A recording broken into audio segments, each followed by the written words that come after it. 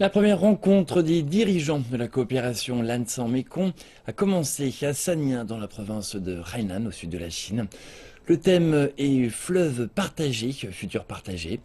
Le Premier ministre Li Keqiang et les hauts responsables de 5 autres pays étaient présents pour discuter de la coopération et du développement régional.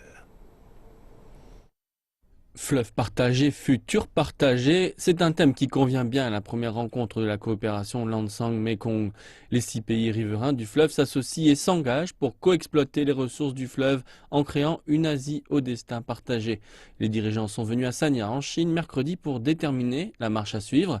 Avant la rencontre, le Premier ministre Li Keqiang a prononcé un discours de bienvenue.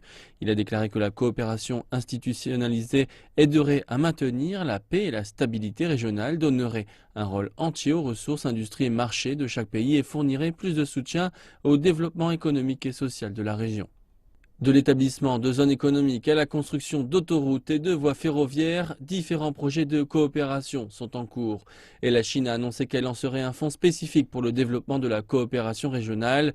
L'objectif est d'accroître l'accès au commerce et à l'investissement, ainsi que le développement de l'infrastructure des pays membres dont les économies sont en retard.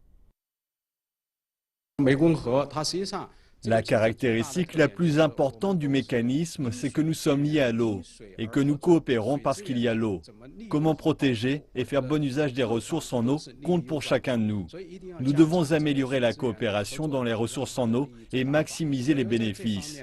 Et il est de notre responsabilité mutuelle de protéger la rivière.